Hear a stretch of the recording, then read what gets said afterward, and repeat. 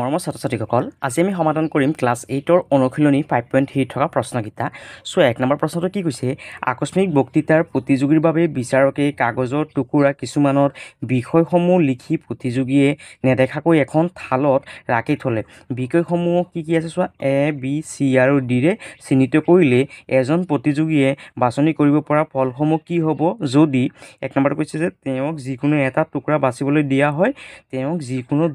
দুটা টুকুৰা বাছিবলৈ দিয়া হয়। চোৱা কেনেকৈ কৰিম, 1 নম্বৰটো চলিউশ্যন চোৱা কেনেকৈ হ'ব। নম্বৰ 1ৰ চলিউশ্যন চোৱা কি কৈছে, প্ৰশ্ন কৈছে তেওঁক যিকোনো এটা টুকুৰা বাছিবলৈ দিয়া হয়। যদি A, B, C আৰু D যদি যিকোনো এটা টুকুৰা যদি বাছিবলৈ দিয়া হয়, তেওঁ কি পাবগৈ? চোৱা কেনেকৈ লিখিম আমি, ইয়াত লিখিম যে প্ৰাপ্ত হ'ব পৰা ফলসমূহ হ'ব পৰা ফলসমূহ। চ' ফলসমূহ কি কি হ'ব চোৱা, ইয়াত মই 4খন টুকুৰা বনালোঁ। ইয়াত A, B, C আৰু D। চোৱা এতিয়া ইয়াত A, B, C, D 4টা কি আছে, বিষয় আছে হয়নে, 4টা বিষয় আছে। এই বিষয়খিনি চোৱা আমি ইয়াত ৰাখিছোঁ। এতিয়া চোৱা ইয়াৰ পৰা মই নেদেখাকৈ যিকোনো এখন বিষয় বাছনি কৰিব লাগে। চ' ইয়াৰ পৰা মই এইটো তুলিলোঁ, কি পালোঁ চোৱা, কি পালোঁ, C পালোঁ হয়নে, C পালোঁ। চোৱা আকৌ এবাৰ যদি তুলোঁ কি পাম, B পাম। আকৌ এবাৰ যদি তুলোঁ কি পাওঁ, D পাম। আৰু আকৌ এবাৰ যদি তুলোঁ কি পাওঁ চোৱা, A পালোঁ হয়নে। অৰ্থাৎ ইয়াত লিখিব পাৰি যে আমি প্ৰাপ্ত হ'ব পৰা ফলসমূহ আমি কি পাম, A, B, C আৰু D যিকোনো এটাহে পাম হয়নে, যিকোনো এটা হ'ব পাৰে।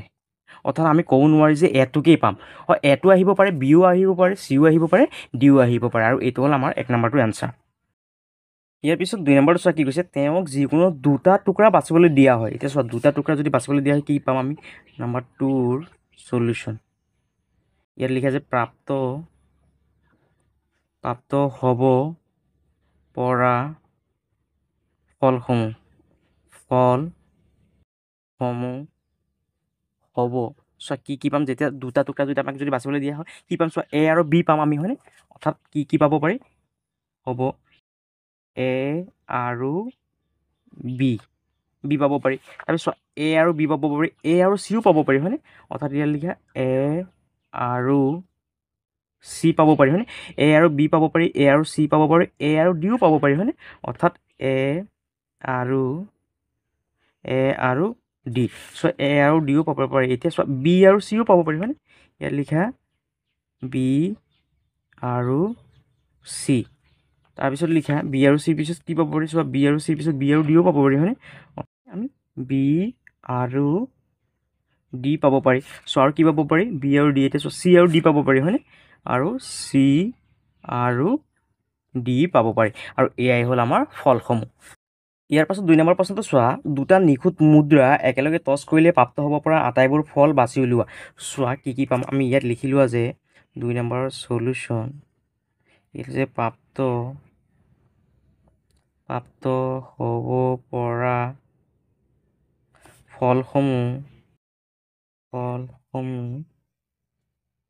হ'ব। কি হ'ব পাৰে চোৱা, ইয়াত মই 2খন কইন লৈছিলোঁ। চোৱা কইনটোত আমি যদি টছ কৰোঁ, 2খন মুদ্ৰা যদি টছ কৰোঁ কি পাম চোৱা, কি পালোঁ, ইয়াত হেড হয়নে। অৰ্থাৎ কি লিখোঁ, অসমীয়াত লিখা আছে মুণ্ড। এই হেডটোক অসমীয়াত মুণ্ড বুলি কোৱা হয়, মুণ্ড আৰু কি পালোঁ, মুণ্ড পালোঁ হয়নে, মুণ্ড আৰু মুণ্ড। এতিয়া চোৱা এই সোঁ ছাইডৰ মুদ্ৰাটো কি কৰা, উল্টাই দিয়াচোন। এতিয়া কি হৈছে চোৱা, কি পালোঁ, মুণ্ড আৰু কি পালোঁ, পুচ্ছ। ইয়াত লিখা আছে মুণ্ড আৰু পুচ্ছ, তেলটোক পুচ্ছ বুলি কোৱা হয়। আকৌ চোৱা এয়া মুণ্ড আৰু পুচ্ছ পালোঁ। এতিয়া এই চাইডৰ পৰা পঢ়া এইটোকে কি পালোঁ চোৱা, পুচ্ছ আৰু কি পালোঁ, মুণ্ড। ইয়াত লিখা আছে পুচ্ছ আৰু মুণ্ড, আৰু চোৱা এইখন এতিয়া উল্টাই দিয়াচোন। এতিয়া চোৱা কি পালোঁ, এইটো হেডটো আমি পাইছিলোঁ হয়নে, এই চাইডখন। এতিয়া এই চাইডখন উল্টাই দিয়াচোন, কি পালোঁ চোৱা, আমি পুচ্ছ পালোঁ হয়নে। অৰ্থাৎ ইয়াত লিখা আছে পুচ্ছ আৰু পুচ্ছ, এইটোৱে হ'ল আমাৰ আনচাৰ। অৰ্থাৎ কি পাম হেড পাম প্ৰথমে দুবাৰ হেড পাম আকৌ কি পাম টেল পাম হয়নে টেল পাম এতিয়া চোৱা এখন উল্টাই দিয়াচোন এতিয়া কি পালোঁ টেইল আৰু হেড অৰ্থাৎ পুচ্ছ আৰু মুণ্ড পালোঁ আকৌ কি পাম মুণ্ড আৰু কি পাম পুচ্ছ অৰ্থাৎ হেড আৰু টেইল পাম হয়নে পাছত 3 নম্বৰ প্ৰশ্নটো চোৱা কি কৈছে ৰং পেঞ্চিলৰ বাকচ এটাত থকা পেঞ্চিলবোৰৰ ভিতৰত 4ডাল বেগুনীয়া 3ডাল নীলা আৰু 5ডাল ৰঙা ৰঙৰ সান মিহলি হৈ থকা পেঞ্চিলবোৰৰ যিকোনো এডাল পেঞ্চিল পচন্দ কৰিলে ই বেগুনীয়া 2 নম্বৰ কৈছে নীলা হোৱাৰ সুযোগ কিমান চোৱা মুঠ আমাৰ পেঞ্চিল কেইটা আছে চোৱা 4 4 3 7 7 পাছে 12 হয়নে অৰ্থাৎ ইয়াত লিখা আছে নাম্বাৰ 3 সলিউশ্যন নাম্বাৰ 3 সলিউশ্যন প্ৰথমে মুঠ কেইটা পেঞ্চিল আছে এইটো লিখি লোৱা মুঠ পেঞ্চিলৰ সংখ্যা চোৱা কিমানটা আছে চোৱা পেঞ্চিল প্ৰথমে চোৱা ইয়াত 4ডাল বেগুনীয়া আছে হয়নে ইয়াত লিখা 4 প্লাছ তাৰপিছত কি আছে চোৱা 3ডাল নীলা হয়নে অৰ্থাৎ লিখা 3 প্লাছ আৰু কি আছে চোৱা 5ডাল ৰঙা ৰঙৰ হয়নে ইয়াত 5 বুলি লিখা সমান কিমান হ'ব চোৱা কিমান হ'ব 4 3 7 7 পাছে কিমান 12ডাল হয়নে পেঞ্চিল আছে কেইডাল 12ডাল এতিয়া চোৱা কি কৈছে নাম্বাৰ 1টো কৈছে বেগুনীয়া কেইটা আছে চোৱা 4টা হয়নে অৰ্থাৎ ইয়াত লিখা যে নাম্বাৰ 1ৰ বেগুনীয়া হোৱাৰ সম্ভাৱিতা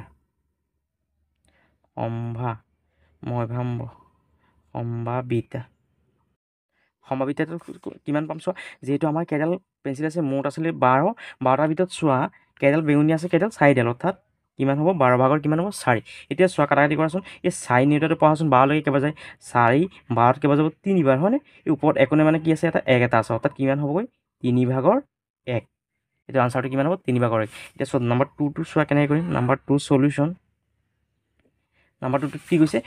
2 নম্বৰটো কৈছে নীলা হোৱাৰ সুযোগ কিমান ইয়াত লিখা যে নীলা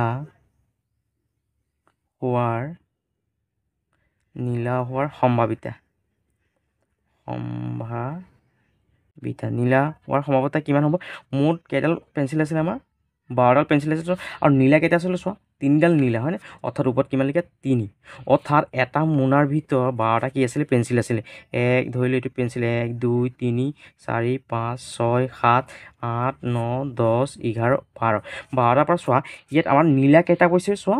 3ডাল নীলা অৰ্থাৎ এই ধৰিলোঁ এই 3টা নীলা আছে এই 3ডাল কি আছে নীলা পেঞ্চিল হয়নে এতিয়া যদি আমি যদি ইয়াৰ পৰা যদি পেঞ্চিলকেইটা যদি তোলোঁ প্ৰতিবাৰ যদি এটাকে যদি তোলোঁ তেতিয়াহ'লে কি হ'ব 12টাৰ পৰা কি হ'ব নীলা কেইবাৰ আহিব 3বাৰ আহিব যিহেতু কেইটা আছে নীলা 3টাই আছে সেইকাৰণে কেইটা আহিব 3টাই আহিব হয়নে সেইকাৰণে আমি লিখোঁ যে 12 ভাগৰ 3 অৰ্থাৎ 12 ভাগৰ 3 এতিয়া চোৱা 3 নিউটাৰটো 12লৈকে পঢ়াচোন 3 12ত কেইবাৰ যাব 4বাৰ হয়নে আৰু ওপৰত একোনে মানে কি আছে এটা আছে অৰ্থাৎ কি হৈছেগৈ 4 ভাগৰ 1 আৰু এইটোৱেই হ'ল আমাৰ আনচাৰ ইয়াৰ পাছত 4 নম্বৰ প্ৰশ্নটো চোৱা কি কৈছে লুডুগুটি এটা টছ কৰা পৰীক্ষাৰ সৈতে জড়িত ঘটনা কেইটামান তলত দিয়া হৈছে সংশ্লিষ্ট ফলৰ সহায়ত ঘটনাবোৰ প্ৰকাশ কৰা চ' যিহেতু কৈছে লুডুগুটিত কিমানটা তল থাকেগৈ 6টা তল থাকে হয়নে অৰ্থাৎ 1 2 3 4 5 6লৈকে তল থাকে হয়নে এতিয়া চোৱা কি কৈছে নাম্বাৰ 1টো কি কৈছে চোৱা বৰ্গ সংখ্যা প্ৰাপ্ত হোৱা ঘটনা এতিয়া চোৱা বৰ্গ সংখ্যাটো কেনেকৈ উলিয়াম নাম্বাৰ 4ৰ 1ৰ সলিউশ্যন চ' প্ৰশ্নটোত কি কৈছে বৰ্গ সংখ্যা প্ৰাপ্ত হোৱা ঘটনা বৰ্গ কাক কোৱা হয় যি চতুৰ্ভুজৰ 4খন বাহু সমান আৰু কোণকেইটাৰ মান 90 ডিগ্ৰী 4খন বাহু কি হৈছে সমান হ'বগৈ অৰ্থাৎ এইখন বাহু অৰ্থাৎ 4খন বাহু যদি সমান হয় তাক কি বুলি কোৱা হয় বৰ্গ বুলি কোৱা হয় এতিয়া চোৱা ইয়াত এইটো লিখি লোৱা যে বৰ্গ সংখ্যা প্ৰাপ্ত হোৱা ঘটনা ইয়াত লিখা যে বৰ্গ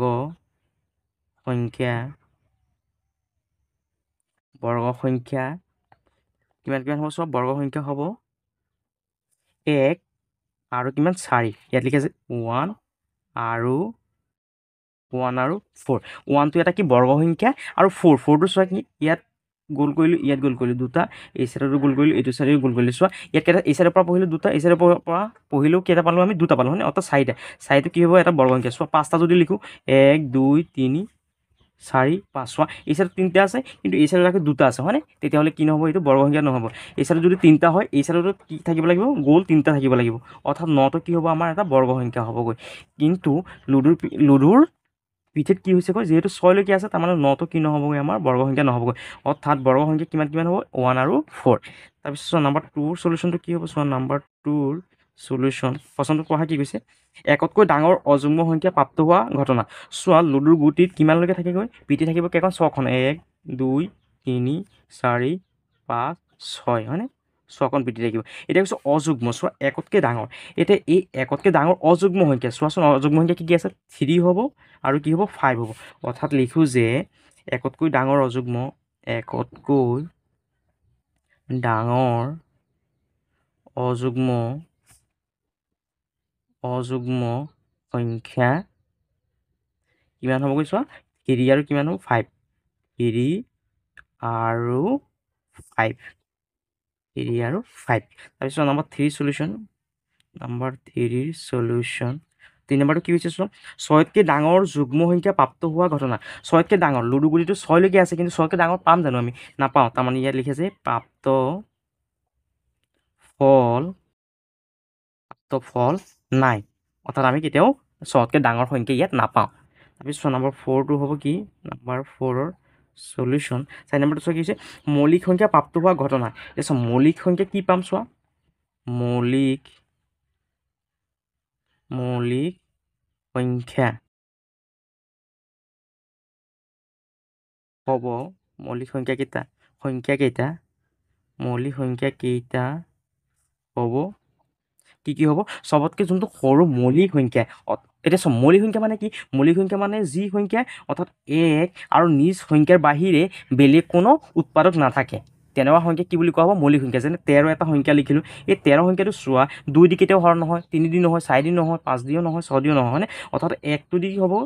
1টো দি হৰণ হ'ব আৰু কি নিজ সংখ্যাটো দি হৰণ হ'ব অৰ্থাৎ যি সংখ্যাৰ 1টো কি থাকে এটা উৎপাদক থাকে আৰু নিজ সংখ্যাটো এটা উৎপাদক থাকে তেনেকুৱা সংখ্যা কি বুলি কোৱা হ'ব মৌলিক সংখ্যা বুলি কোৱা হয় যেনে চোৱা 17 সংখ্যাটো 1টো দি কি হ'ব 1 পূৰণ 17 17 গুণ কিমান হ'ব 17 হ'বগৈ আৰু চোৱা আৰু এই 17 1 গুণ কিমান হ'ব 17 চোৱা 2 3 4 কোনো সংখ্যা দি কি নহয়গৈ এই সংখ্যাটো হৰণ নহয় তেনেকুৱা সংখ্যা কি বুলি কোৱা হয় মৌলিক সংখ্যা বুলি কোৱা হয় চ' এতিয়া মৌলিক সংখ্যা কেইটা কি হ'বগৈ চোৱা কিমান হ'বগৈ 2 এটা কথা মনত ৰাখিব যে মৌলিক সংখ্যা চবতকৈ সৰু যোনটো মৌলিক সংখ্যা সেইটো হ'ল কিমান 2 আৰু এইটো হ'ল কি যুগ্ম মৌলিক সংখ্যা 2 তাৰপিছত কিমান হ'ব 3 হ'বগৈ আৰু কিমান হ'বগৈ 5 এইটো হ'ল আমাৰ আনচাৰ তাৰপিছত নম্বৰ 5টো চোৱা নম্বৰ 5ৰ সলিউশ্যনটো চোৱা কি কৈছে অযুগ্ম মৌলিক সংখ্যা প্ৰাপ্ত হোৱা অযুগ্ম ইয়াৰ পৰা অযুগ্ম মৌলিক সংখ্যা কোনটো আছে চোৱা 3 আৰু 5 হয়নে অৰ্থাৎ ইয়াত লিখোঁ যে অযুগ্ম মৌলিক সংখ্যা অযুগ্ম মৌলিক সংখ্যা কি আছে চোৱা 3 আৰু কি আছে 5 হয়নে অৰ্থাৎ লিখে আছে 3 আৰু 5 তাৰপিছত চোৱা নম্বৰ 6টো চোৱা কি আছে নম্বৰ 6ৰ সলিউশ্যন কি লিখি আছে চোৱা যুগ্ম মৌলিক সংখ্যা প্ৰাপ্ত হোৱা ঘটনা যুগ্ম মৌলিক সংখ্যা কি আছে চোৱা যুগ্ম মৌলিক সংখ্যা কিমান হয় 2 ইয়াত লিখোঁ যে যুগ্ম মৌলিক সংখ্যা কিমান হ'ব 2 এইটো হ'ল আমাৰ আনচাৰ ইয়াৰ পাছত 5 নম্বৰ প্ৰশ্নটোত চোৱা কি কৈছে এখন মোনাত ৰঙা 10টা নীলা আৰু 5টা হালধীয়া মাৰ্বল হালমিহলি কৰি থোৱা আছে মোনাখনৰ পৰা যিকোনো এটা মাৰ্বল বাছনি কৰিলে প্ৰাপ্ত মাৰ্বলটো 1 নম্বৰ ৰঙা 2 নম্বৰ নীলা 3 নম্বৰ হালধীয়া 4 নম্বৰ নীলা আৰু হালধীয়া হোৱাৰ সম্ভাৱিতা কিমান চোৱা নম্বৰ 5টো কেনেকৈ কৰিম চোৱা 5 নম্বৰ সলিউশ্যন নম্বৰ 5ৰ সলিউশ্যন প্ৰথমে চোৱা মুঠ মাৰ্বল কেইটা আছে লিখা ইয়াত লিখা যে মুঠ মাৰ্বলৰ সংখ্যা চোৱা মাৰ্বল কেইটা আছে চোৱা সমান চোৱা 15টা কি আছে ৰঙা ইয়াত 15 বুলি লিখি লোৱা 15 প্লাছ তাৰপিছত 10টা কি আছে নীলা ইয়াত 10 লিখা প্লাছ আৰু কি আছে চোৱা 5টা হালধীয়া ইয়াত 5 বুলি লিখা এতিয়া এই গোটেইকেইটা যোগ কৰা 15 আৰু 10 কিমান 25 আৰু 5 কিমান 30 অৰ্থাৎ কিমানটা হ'ল 30টা মাৰ্বল হয়নে 30টা তাৰপিছত 1 নম্বৰটো কি হৈছে চোৱা এতিয়া কৈছে ৰঙা এতিয়া ৰঙাটো অহাৰ সম্ভাৱনা কিমান আছে চোৱা নম্বৰ 1ৰ সলিউশ্যন ইয়াত লিখা আছে ৰঙা মাৰ্বল পোৱাৰ সম্ভাৱিতা চোৱা সম্ভাৱনাটো কিমান আছে চোৱা মুঠ মাৰ্বল কেইটা আছে 30টাৰ ভিতৰত চোৱা কেইটা ৰঙা আছে চোৱা 15টা ৰঙা আছে হয়নে অৰ্থাৎ কিমান লিখা 30 ভাগৰ কিমান 15 30টাৰ পৰা 15টাই কি ৰঙা মাৰ্বল অৰ্থাৎ এতিয়া চোৱা এই ৰঙা মাৰ্বলটো পোৱাৰ সম্ভাৱনাটো কিমান আছে 30টাৰ ভিতৰত যদি 15টা আমি যদি কি কৰোঁ এটা মোনাত যদি কি কৰোঁ 30 বাৰ যদি কি কৰোঁ হাত ভৰাওঁ তাৰে কেইটা ৰঙা পাম আমি 15টা ৰঙা পাম হয়নে এতিয়া চোৱা এই 15টো যদি 30টো কাটা 15 30ত কেইবাৰ 2বাৰ আৰু ওপৰত কি আছে একো নাই মানে 1 এটা আছে অৰ্থাৎ কিমান হ'ব 2/1 তাৰপিছত দুই নম্বৰটো চোৱা নম্বৰ 2ৰ সলিউশ্যন নম্বৰ 2টো কি কৈছে চোৱা কৈছে যে নীলাটো চোৱা কিমান হ'ব এতিয়া ইয়াত লিখা আছে নীলা মাৰ্বল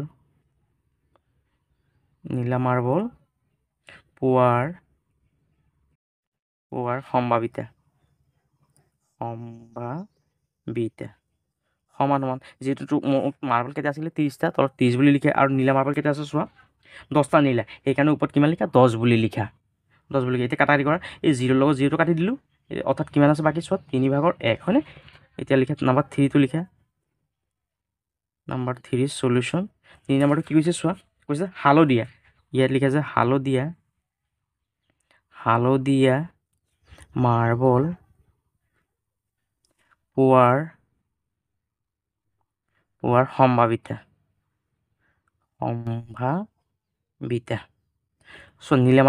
চ' হালধীয়া মাৰ্বল পোৱাৰ সম্ভাৱিতা কিমান হ'ব মুঠ মাৰ্বল আছিলে কেইটা 30টা আৰু চ' হালধীয়া কেইটা আছিলে 5টা হালধীয়া অৰ্থাৎ 30/1 কিমান হ'বগৈ 5 হ'বগৈ এতিয়া কাটাকাটি কৰা 5 30ত কেইবাৰ যাব 6 বাৰ আৰু ওপৰত একোনে মানে 1 এটা আছে অৰ্থাৎ কিমান হ'বগৈ 6/1 তাৰপিছত নম্বৰ 4টো চোৱা নম্বৰ 4ৰ সলিউশ্যন কি কৈছে চোৱা নীলা বা হালধীয়া হোৱাৰ সম্ভাৱিতা কিমান 4 নম্বৰ সলিউশ্যনটো চোৱা কেনেকৈ কৰিম ইয়াত লিখা আছে নীলা আৰু হালধীয়া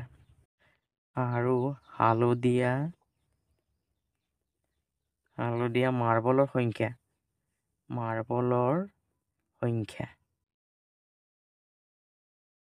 নীলা আৰু হালধীয়া কেইটা মাৰ্বল আছে চোৱা 10টা আছিলে নীলা 5টা আছিলে হালধীয়া হয়নে অৰ্থাৎ 10 + 5 সমান কিমানটা হ'ল 15টা এতিয়া চোৱা এতিয়া লিখা যে নীলা আৰু হালধীয়া পোৱাৰ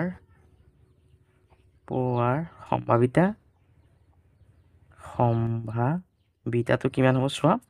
যিহেতু মুঠ মাৰ্বল আছিলে 30টা আৰু নীলা আৰু হালধীয়া মাৰ্বল কেইটা আছিলে 15টা ওপৰত 15 লিখা এতিয়া কাটাকাটি কৰা 15 30ত কেইবাৰ যাব 2